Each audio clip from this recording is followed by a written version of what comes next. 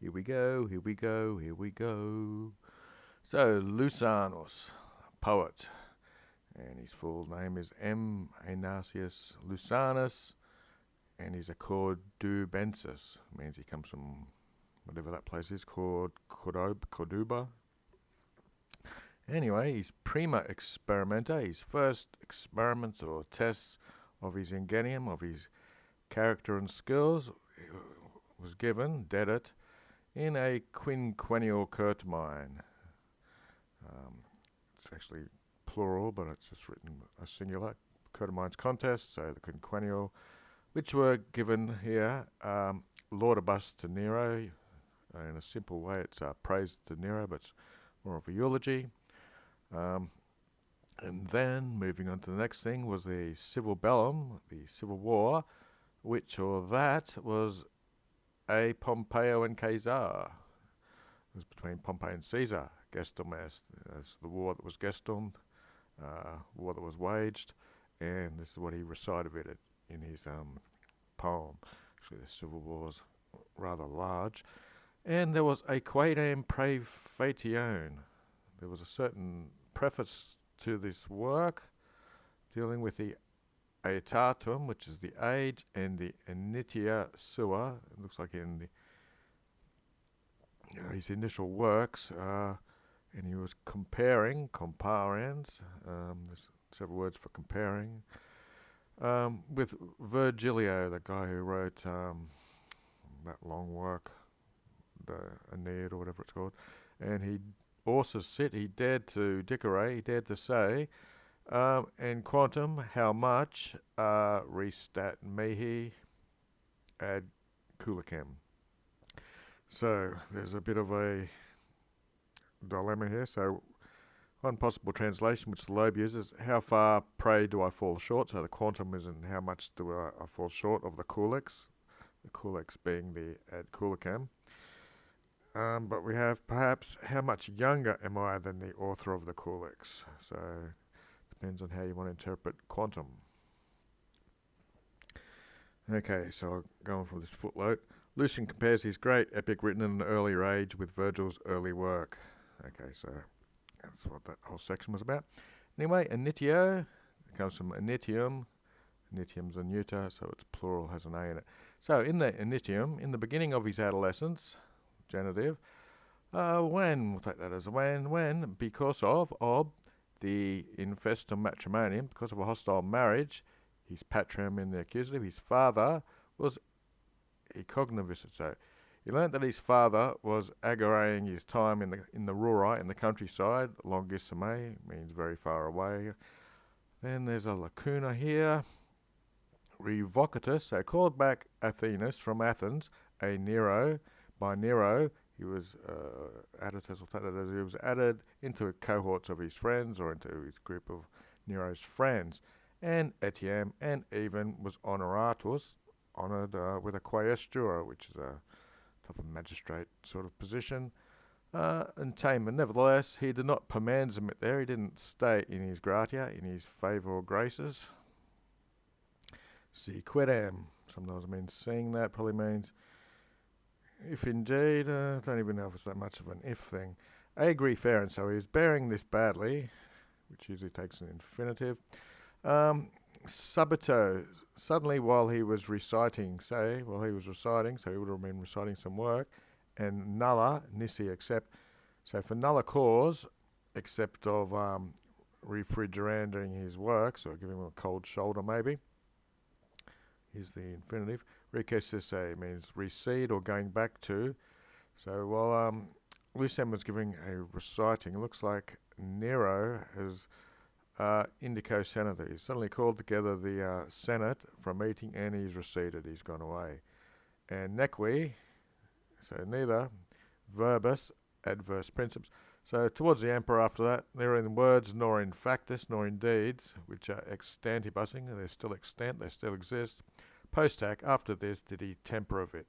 So he didn't temper his words or acts towards the emperor after this, and there's still extanting signs of this. Adiort, to such an extent that quondam, once upon a time, when he was in the latrinus publicus, in the public latrines, cum clarior strepitu, this is probably comparative, with a more louder strepitu or din than normally you would say, when he was missing. So, missing from his ventris, from his bowels, he was pooping.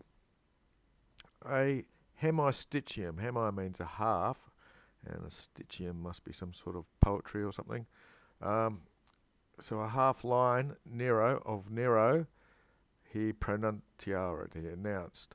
And there was a magna fuga. There was a great flight or fleeing of the concessors.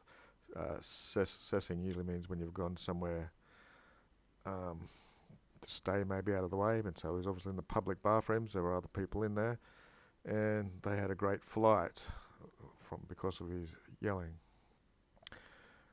So this is the quote of Nero. I'm guessing, sub terris tonal visse putes.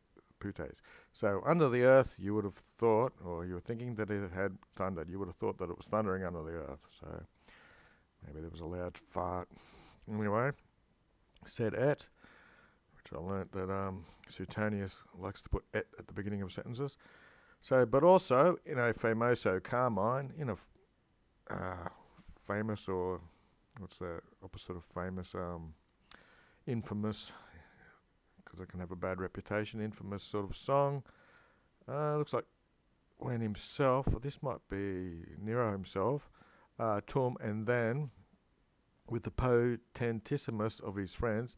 So the most influential, powerful group of his friends, he proscideted them, which means to cut them. So he was insulting them gravissime, very seriously. Okay, we'll have a look at proscindo, to cut the surface, to slit and to gash, which is what you basically use it for. We have it for ploughing unbroken land and to flay with words and castigate. So that's what he was doing in this poem. He was insulting and castigating people. Okay, we get to ad extreme, at the end, towards the end. Almost, paini, a signifier, a standard bearer, extended, he stood out as a standard bearer of the Pisonian conspiracy. What was Piso up to? You can Google it. Anyway, multus in glory, so much about the glory, parliam openly, of tyranny, tyrannidar, blah blah blah, another long word of the Arum family. He was predicanding, which is the gerundive-looking thing. Pre usually means in advance, so he was speaking maybe in advance openly of the glories of tyranny, and he was plenus minarum, he was full of threatening words. Usque, as far as or continuing, he was intemperans, to eo ut, correlatives. He was intemperate to such an extent that the caput Caesaris, the head of Caesar, this would be Nero Caesar, he would yacturate, he would boast to his proximo cui, to anyone who was close to him, proximo. Verum, but detect a conjuration, with the conspiracy detected or uncovered and made known. Nequaquam with the A means by no means. Praise did he display or show param, equality in Constantia and his steadfastness of mind, enemi. So his mind was a bit fickle. Enem, for facily, easily, confessos, for he confessed easily, and to the humilimus, to the very lowest, he devolved of preces, of prayers, and his matrem also, his mother also, who was inoxem, who was innocent, he nominavited, or he named, into Socius, amongst his fellow conspirators in this alliance, and he was present participating, he was sperens, hoping that his impiety, which is the opposite of piety, his lack of piety, sibi in himself, towards a parricidal princeps, towards a emperor who liked to kill his own family maybe, it would prosum, it would help him, which takes the dative. Autem, however, or moreover, arbitro impetro. Impetro usually means you've asked for something and you've been given it. So it looks like he's obtained his own arbitration, or his own judgment mortis, of his own death, and with a libro with a book ad patrim to his father for corrigending, and it was codicillus, so that's like notes or something, for correcting certain verses, corrigendus quibus dam versus, of suis of his own, he ploughed or put into the, scratched in wax or something. And then, looks like he's a Pilatus, he's had a bit of a feast, a largita, brachia, so his brachia is his arms, so that his venus can be secoed, which means cut open. He praebrited, so he offered his brachia, his arms, to a medico, to a doctor, so he could have his veins cut open. And that was here. He'd ask how he wanted to be killed, so it's the one he chose. And this is the end of his life. Poemata eus, so his poems, etiam even, memini, I remember, were praelegide. And we have this written as, that is lectured on by grammarians. Grammarians like an expert. So, moreover, or but, vero, confici, they were completed and proponi and put up for venalia, for sale, not only by operos, not only these works, which people had diligently corrected maybe or produced, but also, quoques, also inept people that made copies and sold them. And that's it.